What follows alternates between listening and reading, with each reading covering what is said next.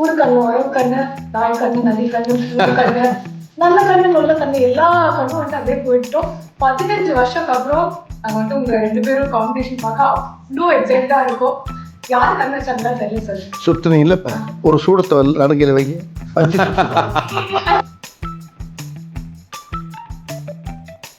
First இந்த combination நீங்க 2 பேரும் என்னைக்கு மீட் பண்ணீங்க சார்? உண்மையை சொல்ல போனால் முதல்ல அண்ணனை நான் மீட் பண்ணும்போது அவர் கால் அடிக்கும். நீங்க 2 பேரும் ஒண்ணா ஒர்க் பண்ணும்போது என்ன நடக்கும்? எனக்கு ரொம்ப கியூரியஸா இருக்கு. அது வந்து ஒரு இனிமையான பார்க்கவே ரொம்ப சந்தோஷமா இருக்கும். அது இவர் லொக்கேஷனை பார்த்தோன்னே வந்துடும். அப்படி லொக்கேஷன் அமைச்சு கொடுப்பாங்க. ஃபர்ஸ்ட் ஷாட்டு வடிவேலன் தான். நீங்கள் அந்த இட்லிக்கு சட்னி கிட்னி தான் இருக்குன்னு சொல்கிற சீன் வந்து உங்களுக்கு திரும்ப இருக்கு.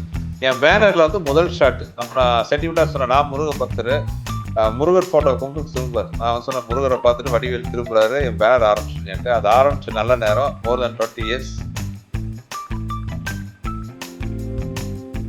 ஆல்மோஸ்ட் 30 இயர்ஸா வந்து இருக்கீங்க சார். அண்ட் எந்த ட்ரெண்டா இருந்தாலும் you keep matching to it. 2 பேரும் சேர்ந்தவொடனே ஜனங்களுக்கு ரொம்ப சந்தோஷமா. இப்போ நான் இப்போ பார்த்திபன் நானும் சேர்ந்தா எப்படி இருக்குமோ அது மாதிரி இப்போ சுந்தர்ஜி நானும் சேர்ந்தா அப்போ மக்களுக்கு என்ன 15 நிமிஷம் கேப் விட்டது ஒரு வகையில் நல்லா தான் நல்லது. ஹலோ அண்ட் வணக்கம். இன்னைக்கு வந்து ரொம்ப ஒரு ஸ்பெஷலான இன்டர்வியூல தான் நான் உட்காந்துருக்கேன். இந்த இன்டர்வியூல இருக்கிற 2 பேர் பத்தி சொல்லணும்னா comedy king and comedy kingdom. இந்த 2 பேரும் ஒன்று சேர்ந்தாங்கன்னா கண்டிப்பா வந்து ஒரு பிளாஸ்ட் வந்து கன்ஃபார்ம் இருக்கு. And we have the very lovely Vaigai பியர் sir and our lovely talented director Sundar C sir. 2 பேரும் எப்படி இருக்கீங்க? நல்லா இருக்குமா. இவங்க 2 பேர் காம்பினேஷன்ல எனக்கு ரொம்ப என்ன பிடிக்கும்னா இன்னைக்கு வரைக்கும் ஒரு சீன் பார்க்குவோம் அந்த டைலாக் ஒரு பிக்சர் வந்துட்டு பேச முடியுமானா அந்த டைலாக்ஸே வந்துட்டு நாங்களே அந்த டோன்லேயே சொல்லுவோம். ஸோ கண்டிப்பாக வந்து இதுக்கு முன்னாடியே வந்து மூவி ஸ்டார்ட் பண்ணுறதுக்கு முன்னாடி ப்ரீ ப்ரொடக்ஷன் ஒரு ஒர்க் இருக்கும்ல. நீங்கள் 2 பேரும் ஒன்றா ஒர்க் பண்ணும்போது என்ன நடக்கும்? எனக்கு ரொம்ப க்யூரியஸாக இருக்குது. எப்படி நீங்கள் வந்துட்டு ஸ்கிரிப்ட்லாம் ரெடி பண்ணிட்டு அந்த ஸ்கிரிப்ட் அப்படியே எடுத்துகிட்டு போய் அப்படியே கன்வெர்ட் ஆகுமா இல்லை என்ன ஆகும் சார்? ஆக்சுவலாக ஸ்கிரிப்டில் இருக்கிறது 20% தான் இருக்கும், அவ்வளோதான் இருக்கும். ஏன்னா முதல்ல பார்த்தீங்கன்னா உட்காந்து கதை பேசுவோம்.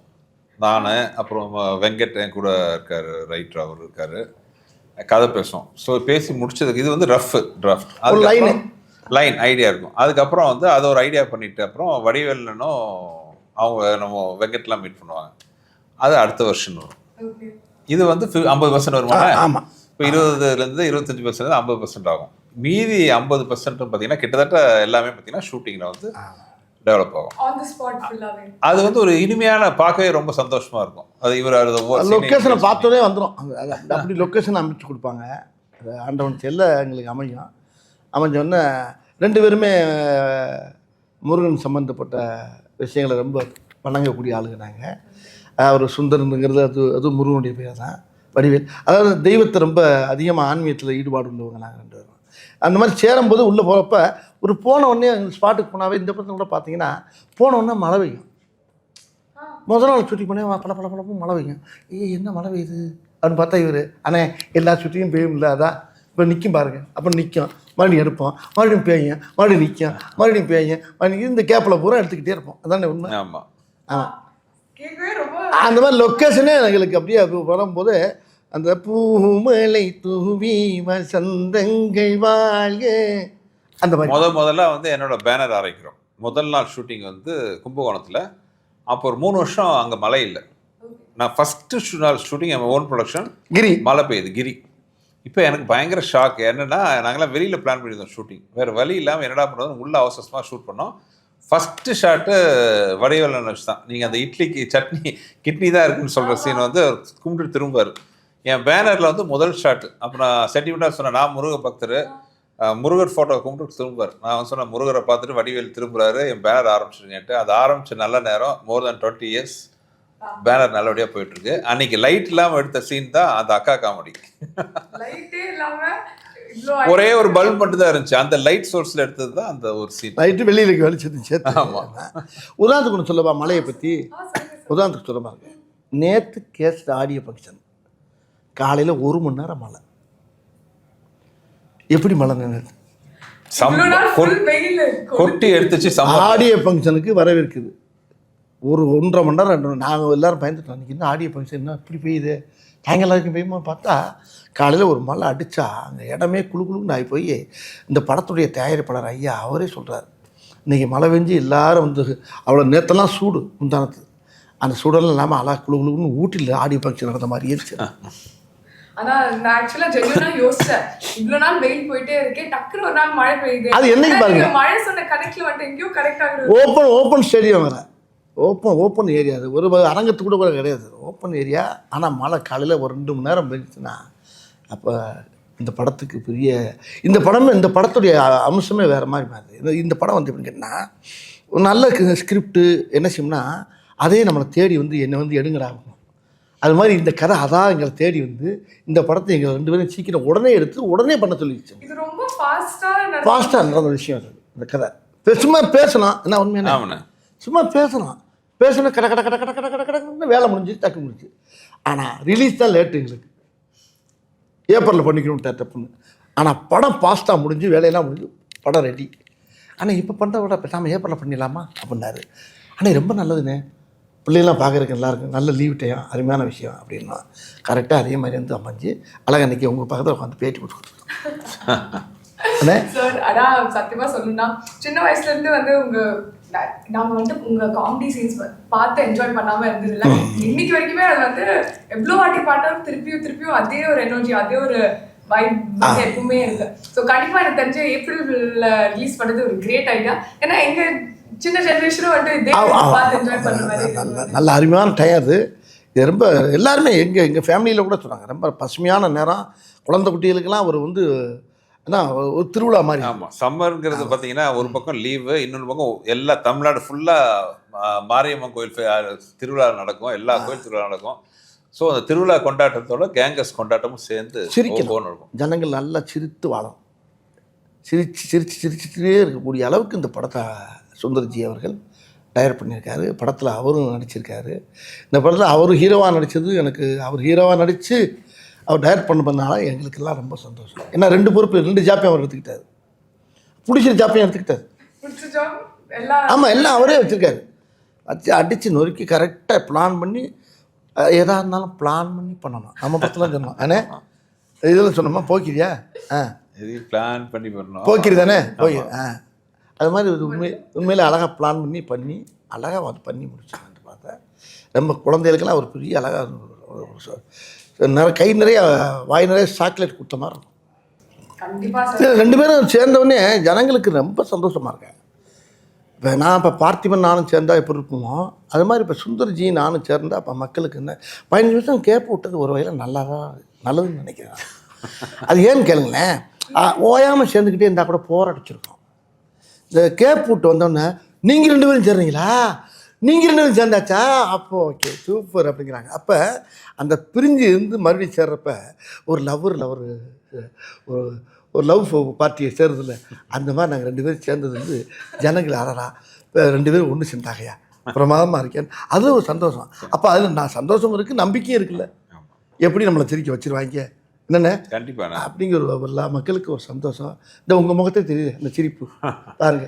ஆனால் ஜென்யூனாக வந்து ரூம்குள்ளே வந்தது உங்கள் 2 பேரும் இப்படி உட்காந்துருக்குது ஆட்டோமேட்டிக். அதுதான் சொல்லுவேன். இப்போ சுந்தர்ஜி வடிவெல்லாமே இப்போ மக்களுக்கு என்னென்னா பரவாயில்லையே, அப்புறம் எங்கள் படத்தை பூரா பின்னால் நாங்கள் என்னென்ன படம் பண்ணுங்கிற பூரா பார்க்குறாங்க. கைப்புள்ளிலேருந்து எல்லா இதுலேருந்து வீரபாகலேருந்து பார்த்துக்கிட்டு வராங்க. எல்லாம் நகரத்துலேருந்து பார்த்துட்டு இதில் வந்து பல வேஷங்கள் பல விஷயங்கள் எல்லா மக்களுக்கு நல்லா தெரியுது. இவங்க 2 பேரும் சேர்ந்தால் மக்களை ரசிக்க நம்மளாம் சிரிக்க வைப்பாங்கன்னு ஒவ்வொரு குடும்பமும் ரொம்ப ரசித்து எதிர்பார்த்து அப்படியே குளவரியில் உட்காந்துருக்காங்க. ஆமாம், இப்போ கூட என்ன சொன்னார் 18ஆம் தேதி கூட அனிமா ரிலீஸ் பண்ணுறதுக்கு வாய்ப்பு இருக்குன்னு பார்ப்போம்னேன்னாரு. நான் ரொம்ப ஆர்வமாக இருந்தேன்.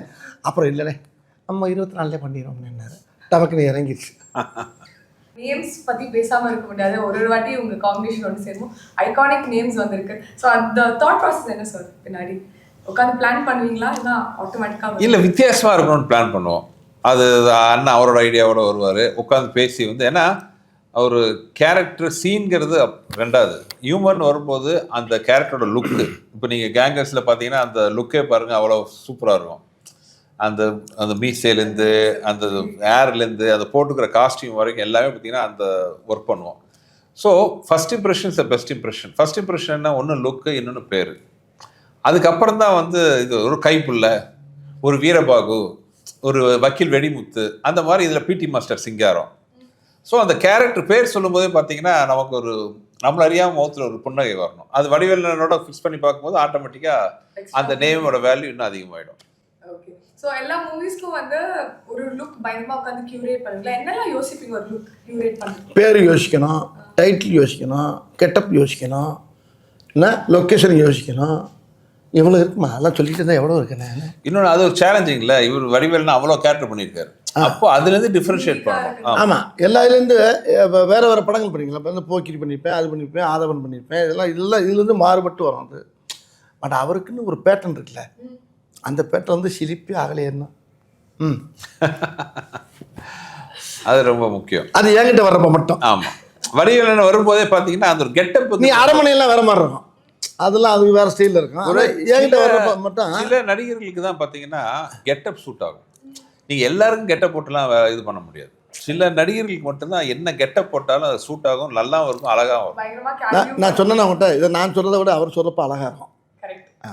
அவர் தான் சொல்லணும் அதை. இப்போ நீங்கள் வடிவேலின ஃபேஸை மட்டும் வச்சுக்கிட்டு நீங்கள் என்ன வேணாலும் கெட்டப் யோசிக்கலாம். நீங்கள் அந்த மாதிரி ஒரு முகம் அவருக்கு அமைஞ்சிருக்கு. அதாவது நடிக்கிறதுக்குன்னே பிறந்த ஒரு முகம். நான் ஒரு விஷயம் கேள்விப்பட்டேன்னே, நிறையா டைரக்டர் சொல்கிறது ரொம்ப பேர் என்கிட்ட சொன்னாங்க. நான் ஹீரோனிக்கு ஆரம்பிக்கும் போது ஹீரோனியை உங்களை மாதிரியே பேசுகிற மாதிரியே நான் கதை சொல்லிகிட்டே வருவேன். அந்த கதையில் உங்களை பற்றியே பேசுவேன். நான் பேசிகிட்டே வரும்போது பேசும்போது உங்கள் ட்ரெண்ட்லேயே அந்த பொண்ணுக்கு சொல்லிக் கொடுப்பேன். இப்போ இண்டஸ்ட்ரியில் என்ன ஆகி போச்சுன்னா, அவர் டைரக்டர் சொன்னார் என்கிட்ட, ரொம்ப சத்தம் போடுறான்.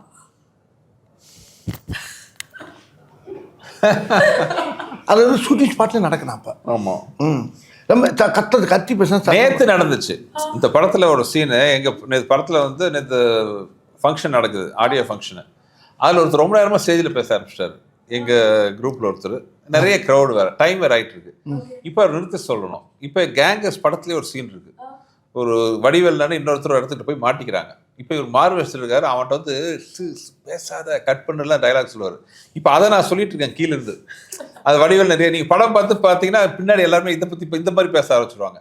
அவர் பேசுகிறாரு, சார் நான் இங்கிருந்து கட்டு போதும் நிப்பாட்டுங்க, அவரு கட்டு அது வந்துங்கிறாரு. அதாவது இந்த திரையுலகத்தில் எல்லா படங்கள்லையும் வந்து இந்த நாங்கள் பண்ண ஒவ்வொரு படத்துடைய ட்ரெண்டு, ஒவ்வொரு படத்துக்குள்ள பேசக்கூடிய அந்த மாடலேஷன்லாம் இப்போ ஹீரோனிக்கெல்லாம் பேச வச்சுட்டாங்க.